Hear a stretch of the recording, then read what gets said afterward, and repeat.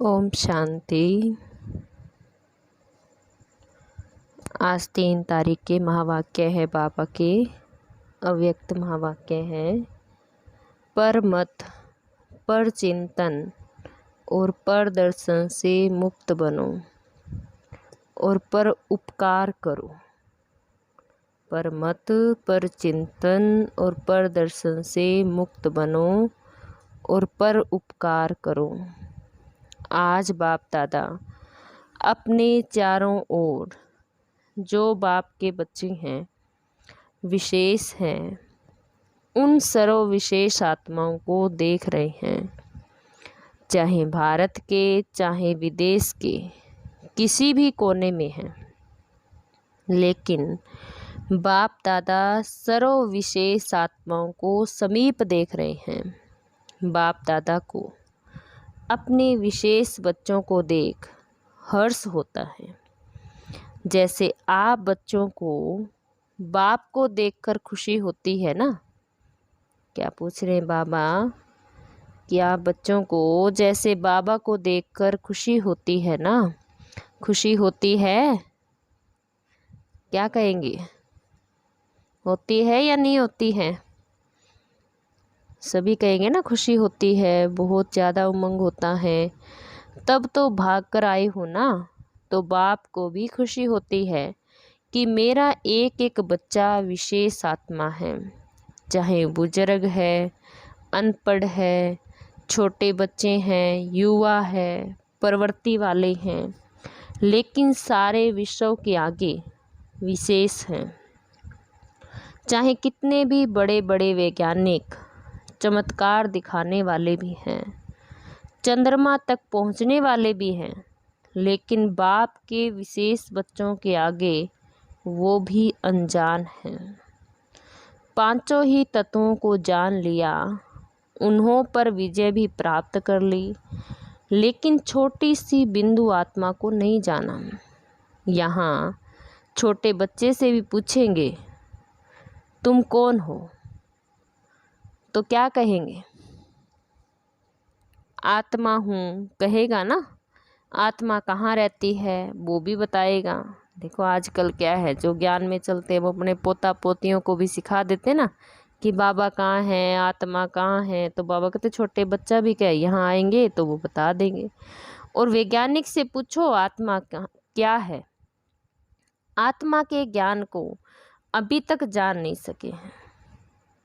तो कितने भी बड़े हिस्ट्री के हिसाब से, इस दुनिया के हिसाब से विशेष हो, लेकिन जिसने अपने को नहीं जाना, उससे तो यहाँ का 5 वर्ष वाला बच्चा भी विशेष हो गया।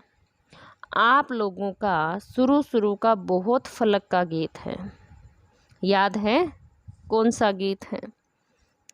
एक गीत था, कितना भी बड़ा सेठ स्वामी हो लेकिन अलफ को नहीं जाना।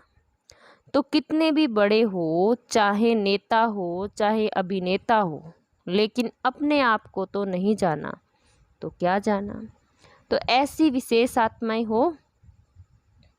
क्या पूछ रहे हैं बाबा कि देखो बाप को पहचान लिया, अपने आप को पहचान लिया। आज के चाहे कितने भी बड़े नेता है, अभिनेता है, लेकिन उन्होंने अपने आप को नहीं जाना। यहाँ की अनपढ़ बुजुर्ग माता है, दूसरी तरफ अच्छा महात्मा है, लेकिन बुजुर्ग माता फलक से कहेगी कि हमने परमात्मा को पा लिया, और महात्मा कहेगा परमात्मा को पाना बहुत मुश्किल है। लेकिन यहाँ 100 वर्ष के आयु वाली भी निश्चय बुद्धि होगी तो वो क्या कहेगी? देखो बाबा क्या कह रहे हैं कि 100 वर्ष की आयु हो चाहे, लेकिन बाबा में निश्चय बुद्धि होगी तो वो क्या कहेगी? तुम ढूंढते रहो, हमने तो पा लिया। तो महात्मा भी आपके आगे क्या है? प्रवृत्ति वाले फलक से कहेंगे कि हम डबल पलंग पर सोते, इकट्ठे रहते भी पवित्र हैं, क्योंकि हमारे बीच में बाप हैं। और महात्माएं क्या कहेंगे? कहेंगे आग कपूस इकट्ठा रहना यह तो असंभव लगता है। और आपके लिए क्या है? प्रवृत्ति वाले बताओ, पवित्र है ना मुश्किल है या सहज है? सहज है या कभी कभी मुश्किल हो जाता है? जो पक्के हैं वो तो बड़ी सभा हो या कुछ भी हो, फलक से कह सकते हैं कि पवित्रता हमारा स्वधर्म है, परधर्म नहीं है। स्वधर्म है तो स्व सहज होता है, पर मुश्किल होता है। अपवित्रता पर धर्म है, लेकिन पवित्रता स्वधर्म है। अपवित्रता पर धर्म है, लेकिन पवित्रता है वो स्वधर्म है। तो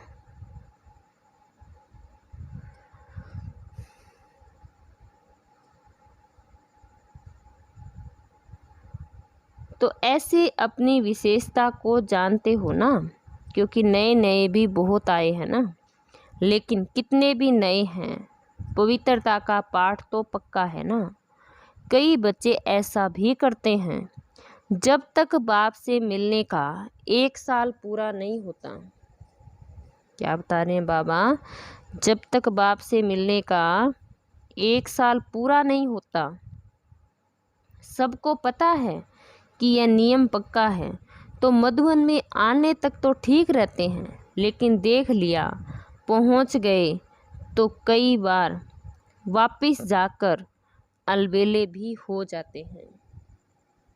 क्या कह रहे हैं बाबा? बाबा से मिलन किया और फिर आकर क्या है, अलबेले हो जाते हैं। लेकिन सोचो कि पवित्रता की प्रतिज्ञा किससे की?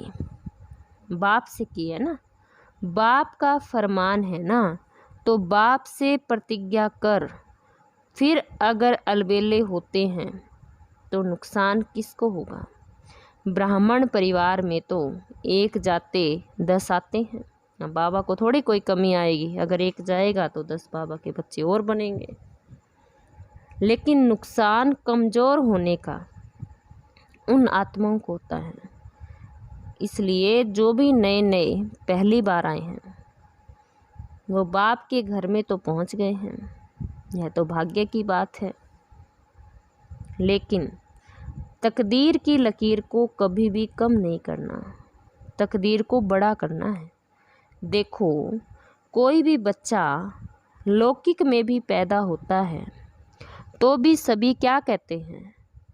सदा जिंदा रहे, बड़ी आयु रहे। तो बाप दादा भी विशेष आत्माओं की अविनाशी विशेषता देखना चाहते हैं।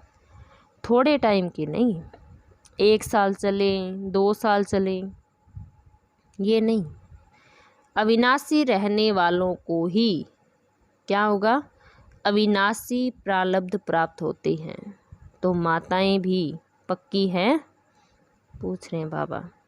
क्योंकि चाहे आप 1 साल के हो या 2 साल के हो, 4 साल के हो, लेकिन समाप्ति तो एक ही समय होनी है ना। विनाश तो इकट्ठा ही होगा।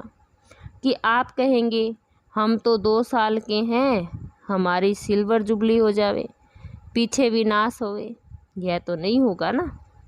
इसलिए पीछे आने वालों को और आगे जाना है। देखो बाबा क्या कह रहे हैं, जो पीछे आ रही आत्माएं हैं उनको तो क्या और भी आगे जाना है। थोड़े समय में बहुत कमाई कर सकते हो, फिर भी आप लोगों को पुरुषार्थ का समय मिला है। आगे करके तो इतना समय भी नहीं मिलेगा।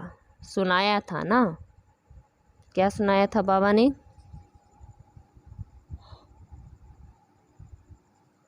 कि अभी लेट का बोर्ड तो लग गया है, लेकिन 2 बेट का नहीं लगा है। मांगते लेट का बोर्ड तो लग गया, लेकिन 2 लेट का बोर्ड अभी नहीं लगा है। अभी तो 2 लेट का भी लग गया है। तो आप सभी लकी हो। सिर्फ अपने भाग्य को स्मृति में रखते हुए बढ़ते चलो, कोई बातों में नहीं जाना है। आज बाप दादा देख रहे थे कि बच्चों के पुरुषार्थ का समय वेस्ट क्यों जाता है। चाहता कोई नहीं है, तो वेस्ट करना चाहता कोई नहीं है, लेकिन जाता क्यों है? सब चाहते हैं कि हमारा समय सफल हो, लेकिन बीच बीच में कहाँ आधा घंटा, कहाँ 15 मिनट, कहाँ 5 मिनट भी वेस्ट चला जाता है। तो उसका कारण क्या है? आज बाप दादा ने देखा, मेजॉरिटी का विशेष पुरुषार्थ जो कम या ढीला होता है, उसके 3 कारण हैं। क्या बताए बाबा ने?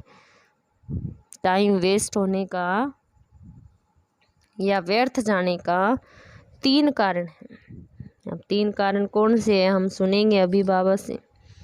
सबसे पहला कारण, चलते चलते श्रीमत के साथ साथ आत्माओं की परमत मिक्स कर लेते हैं। कोई न कोई बात सुना दी और आप समझे हो कि सुनाने वाला तो अच्छा है, सच्चा महारथी है और आपका उस पर फेथ भी है। जब ऐसी कोई आत्मा आपको कोई ऐसी बातें सुनाती है जिसमें इंटरेस्ट भी आता है, समाचार तो अच्छा है ना, जैसे संसार समाचार अच्छा लगता है ना, तो ब्राह्मण संसार समाचार भी अच्छा लगता है।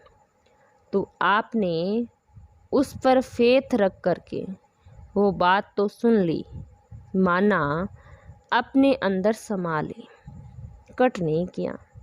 तो बात सच्ची भी है, समाचार सच्चा भी होता है, सब झूठा नहीं होता है। बाबा क्या कह रहे हैं? सारे समाचार तो झूठे नहीं होते ना, कोई सच्चा भी होता है। लेकिन बाप का फरमान क्या है कि ऐसे समाचार भले सुनो, ये फरमान है ना।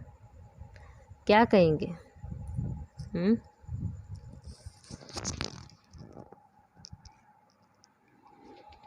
सोच कर बोलेंगे, क्या कहेंगे? नहीं, जिससे आपका कोई कनेक्शन नहीं है, सिर्फ दिलचस्प समाचार है, आप कर कुछ नहीं सकते हैं, सिर्फ सुन लिया तो वह समाचार बुद्धि में आ गया, टाइम वेस्ट हुआ या नहीं हुआ? क्या कहेंगे? सब यही कहेंगे ना कि हुआ। तो और बाप की श्रीमत में क्या हो गया?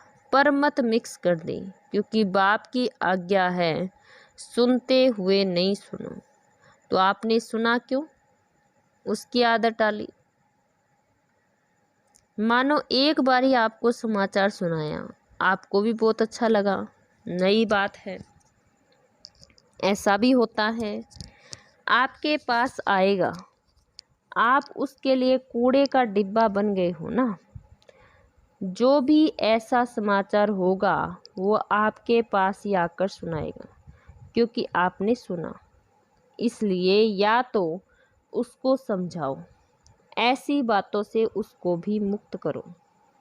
सुन कर के इंटरेस्ट नहीं बढ़ाओ, लेकिन अगर सुनते हो तो आप में इतनी ताकत हो जो उसको भी सदा के लिए फुल स्टॉप लगा दो।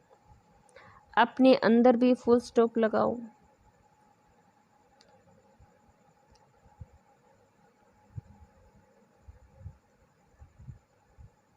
क्या कह रहे हैं बाबा? माना जो सुना रहा है उसको भी फुल स्टॉप लग जाए और अपने अंदर भी फुल स्टॉप लगा दो। जिस व्यक्ति का समाचार सुना उसके प्रति दृष्टि में व संकल्प में भी घृणा भाव बिल्कुल नहीं हो। इतनी पावर आप में है। जिस व्यक्ति का समाचार सुना, माना किसी दूसरे ने सुनाया और किसी दूसरे व्यक्ति का सुनाया, तो बाबा कहते दृष्टि में भी, वृत्ति में भी, संकल्प में भी घृणा भाव नहीं आए। इतनी पावर है। तो ये सुनना नहीं हुआ, उसका कल्याण करना हुआ। लेकिन रिजल्ट में क्या देखा जाता है?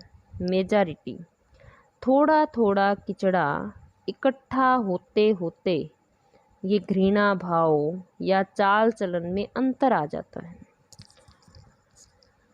क्या कह रहे हैं बाबा? कि चाल चलन में, हाव भाव में अंतर आ जाता है और कुछ भी नहीं होगा ना, तो उस आत्मा के प्रति सेवा करने की भावना नहीं होगी, भारीपन होगा। इसको कहा जाता है श्रीमत में परमत मिलाना। समाचार तो बाप दादा भी सुनते हैं, लेकिन होता क्या है, मेजॉरिटी का भाव बदल जाता है, सुनाने में भी भाव बदल जाता है।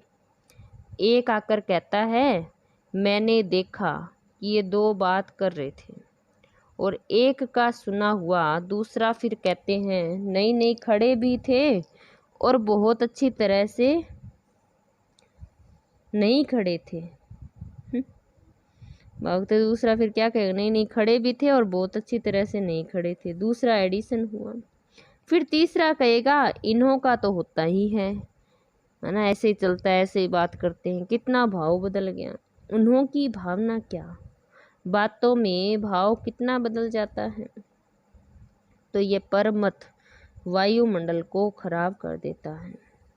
तो जो टाइम वेस्ट जाता है उसका एक कारण है परमत, और दूसरा कारण क्या है, परचिंतन। देखो बाबा ने परमत की बात जो बताई, तो माना किसी भी आत्मा की बात को हम अपने मन में रख के किसी दूसरे व्यक्ति को सुनाते हैं, तो बाबा कहते उसके प्रति उसकी भावना हाव भाव बदल जाते हैं। होता है ना ये अक्सर करके कि कोई किसी की सुनाए गलत बात, कुछ भी बात, तो हम क्या हैं उस हिसाब से उसके साथ व्यवहार करना शुरू कर देते हैं। फिर बाबा कहते दूसरा कारण है परचिंतन। एक से बात सुनी तो 8-10 को नहीं सुनावे, यह हो नहीं सकता।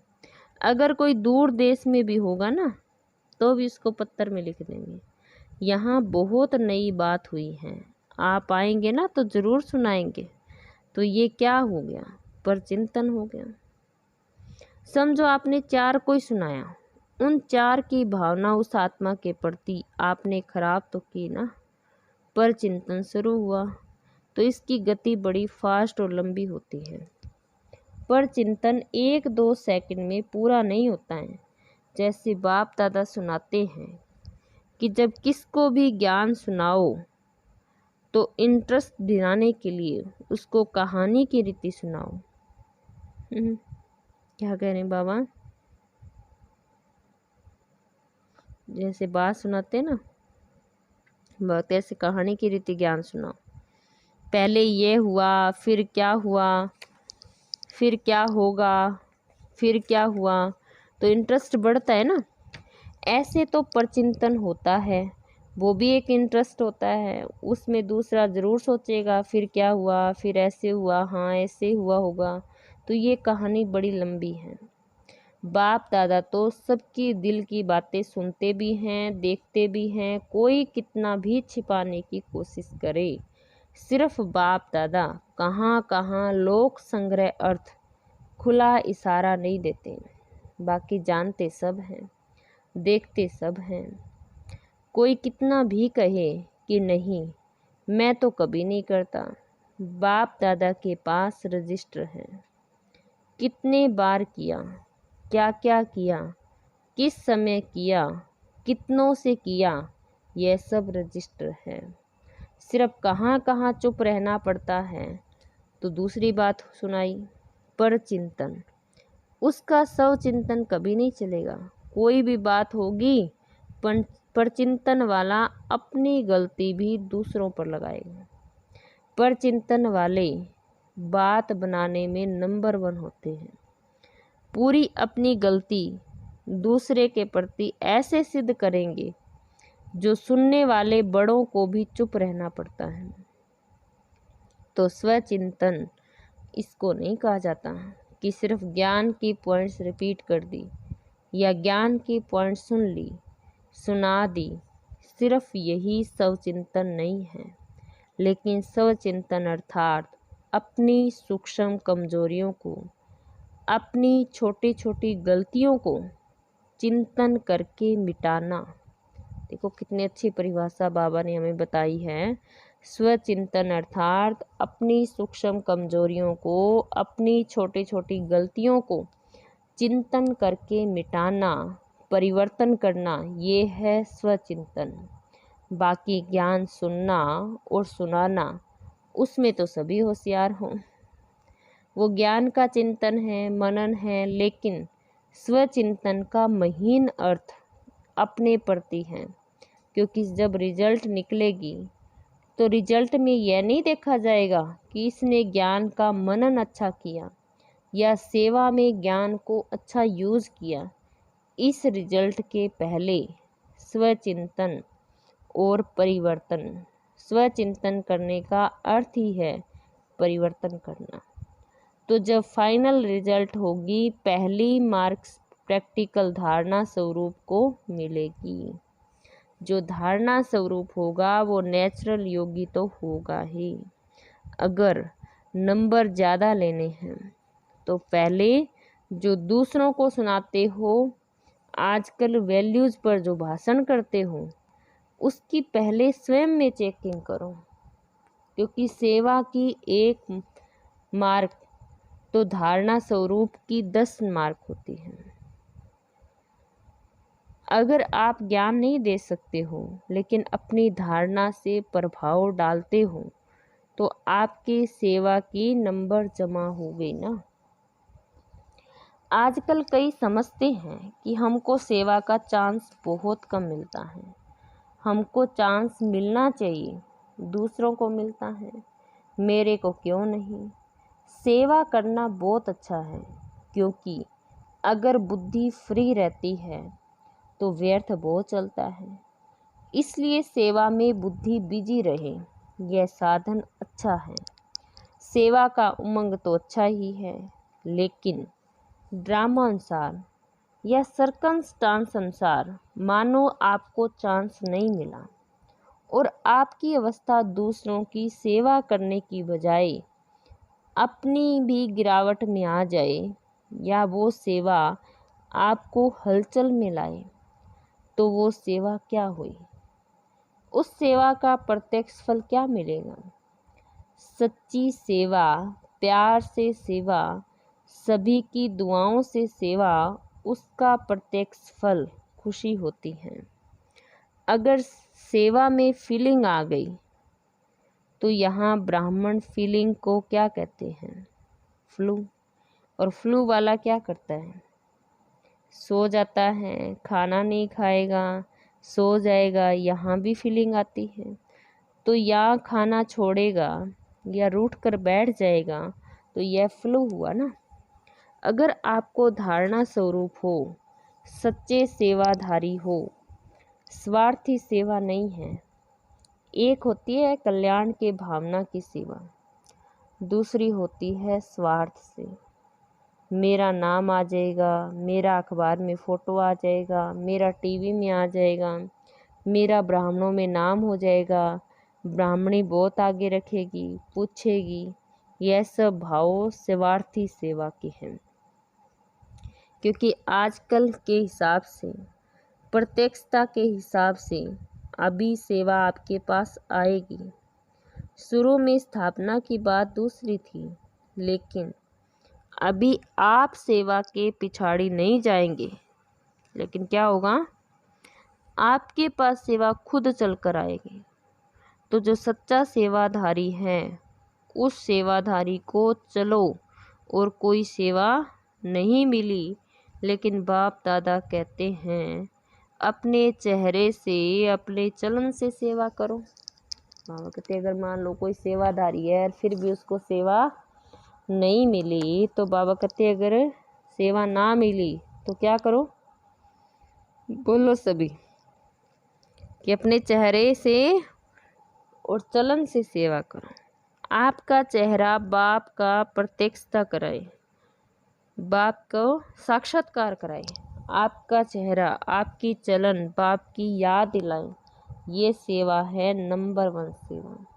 ऐसे सेवाधारी जिनमें स्वार्थ भाव नहीं हो, ऐसे नहीं मुझे चांस मिले, मेरे को ही मिलना चाहिए, क्यों नहीं मिलता, मिलना चाहिए, ऐसे संकल्प को भी स्वार्थ कहा जाता है। चाहे ब्राह्मण परिवार में आपका नाम नामी ग्रामी नहीं है, सेवाधारी अच्छे हो, फिर भी आपका नाम नहीं है, लेकिन बाप के पास तो नाम है ना। जब बाप के दिल पर नाम है तो और क्या चाहिए? पूछ रहे हैं बाबा। अगर बाबा के दिल में तुम्हारा नाम है तो फिर तुम्हें और क्या चाहिए। सिर्फ बाप के दिल पर नहीं, लेकिन जब फाइनल में नंबर मिलेंगे तो आपका नंबर आगे होगा। क्या कह रहे हैं बाबा। अगर दिल से सच्चे सेवाधारी हैं तो बाबा कहते जब लास्ट में फाइनल रिजल्ट निकलेगी तो बाबा के दिल में आपका नाम है तो उसमें भी क्या होगा, आपका नंबर आएगा। क्योंकि बाप दादा हिसाब रखते ना। आपको चांस नहीं मिला, आप राइट हो, लेकिन चांस नहीं मिला तो वो भी नोट होता है। और मांग कर चांस लिया, वो किया तो सही, लेकिन वो भी नंबर कट होते हैं। ये धर्मराज का खाता कोई कम नहीं है, बहुत सूक्ष्म हिसाब किताब है। इसलिए निस्वार्थ सेवाधारी बनो। अपना स्वार्थ नहीं हो, कल्याण का स्वार्थ हो। यदि आपको चांस है और दूसरा समझता है कि हमको भी मिले तो बहुत अच्छा है और योग्य भी है, तो अगर मानो आप अपना चांस उसको देते हो तो भी आपका शेयर उसमें जमा हो जाता है। चाहे आपने नहीं किया, लेकिन किसको चांस दिया तो उसमें भी आपका शेयर जमा होता है। क्योंकि सच्चा डायमंड बनना है ना, तो हिसाब किताब भी समझ लो। ऐसे अलबेले नहीं चलो, ठीक है हो गया। बहुत सूक्ष्म में हिसाब किताब का चोपड़ा है। बाप को कुछ करना नहीं पड़ता, ऑटोमेटिक है। कभी कभी बाप दादा बच्चों का चोपड़ा देखते भी हैं, ना हिसाब किताब देखते हैं। तो पहली बात पर मत, और दूसरी बात कौन सी थी, पर चिंतन, और तीसरी बात है पर दर्शन। दूसरों को देखने में मेजॉरिटी बहुत होशियार है। कई बार बाबा कहते हैं ना, दूर का चश्मा बहुत तेज है। पर दर्शन, जो देखेंगे तो देखने के बाद वह बात कहाँ जाएगी, बुद्धि में ही तो जाएगी। और जो दूसरों को देखने में समय लगाएगा, उसको अपने को देखने का समय कहाँ मिलेगा। बातें तो बहुत होती है ना, और जो बातें होती हैं वो देखने में भी आती हैं, सुनने में भी आती हैं। जितना बड़ा संगठन उतनी बड़ी बातें होती हैं। ये बातें क्यों होती हैं, कई सोचते हैं ये बातें होनी नहीं चाहिए। नहीं होनी चाहिए वो ठीक है, लेकिन जिसके लिए आप समझ रहे हो होनी नहीं चाहिए, उसमें समय क्यों दिया। और ये बातें ही तो पेपर हैं। जितनी बड़ी पढ़ाई उतने बड़े पेपर भी तो होते हैं। यह वायुमंडल बनना, यह सब के लिए पेपर भी है कि पर मत या पर दर्शन, पर चिंतन कहाँ तक अपने को सेफ रखते हैं। दो बातें अलग हैं। एक है जिम्मेवारी, जिसके कारण सुनना भी पड़ता है, देखना भी पड़ता है।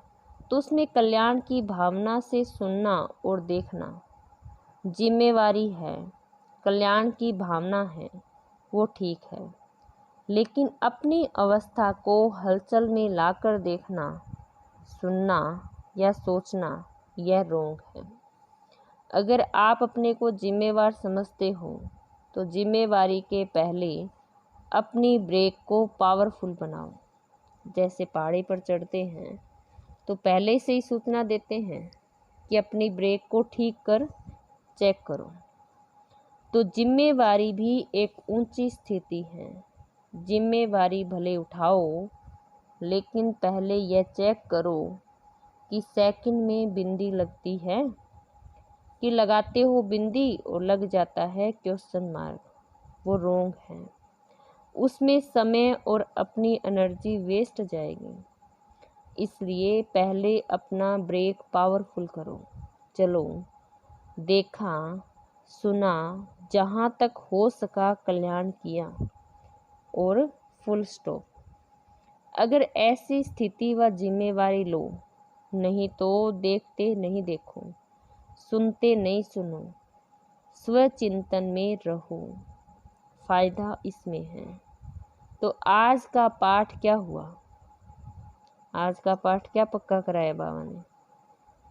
पर मत, पर चिंतन और पर दर्शन, इन तीनों बातों से मुक्त बनो और एक बात धारण करो। वो एक बात है पर उपकारी बनो। 3 प्रकार की पर को खत्म करो और एक पर उपकारी बनो। बनना आएगा तो किन बातों से मुक्त बनेंगे? माताएं क्या करेगी? बच्चों के ऊपर उपकारी या परोपकारी? सरोपकारी। सहज है या कठिन है? अच्छा, चारों ओर के सर्व विषयों के विशेष आत्माओं को सदा स्वचिंतन ज्ञान चिंतन करने वाले श्रेष्ठ आत्माओं को, सदा बाप के श्रेष्ठ मत पर हर संकल्प बोल और कर्म करने वाली समीप आत्माओं को, चारों ओर के डायमंड जुबली के लिए स्वयं को और सेवा को आगे बढ़ाने वाले ऐसी विशेष आत्माओं को बाप दादा का याद प्यार और नमस्ते। आज का वरदान दिया बाबा ने, महावीर बन संजीवनी बूटी द्वारा मूर्छित को सुरजीत करने वाले शक्तिवान भव। महावीर बन संजीवनी बूटी द्वारा मूर्छित को सुरजीत करने वाले शक्तिवान भव। जैसे सूर्य स्वयं शक्तिशाली हैं तो चारों ओर अपनी शक्ति से प्रकाश फैलाता है, ऐसे शक्तिवान बन सबको संजीवनी बूटी देकर मूर्छित को सुरजीत बनाने की सेवा करते रहो, तब कहेंगे महावीर। सदा स्मृति रखो कि हमें विजयी रहना है और सबको विजयी बनाना है। विजयी बनने का साधन है बिजी रहना। स्व कल्याण अथवा विश्व कल्याण के कार्य में बिजी रहो तो विघ्न विनाशक वायुमंडल बनता जाएगा। स्व कल्याण और विश्व कल्याण के कार्य में सदा बिजी रहो तो विघ्न विनाशक वायुमंडल बनता जाएगा। स्लोगन दिए बाबा ने आज का, दिल सदा एक दिलाराम में लगी रहे। तो क्या कहेंगे? दिल सदा एक दिलाराम में लगी रहे, यही सच्ची तपस्या है। दिल सदा एक दिलाराम में लगी रहे, यही सच्ची तपस्या है। अच्छा, ओम शांति।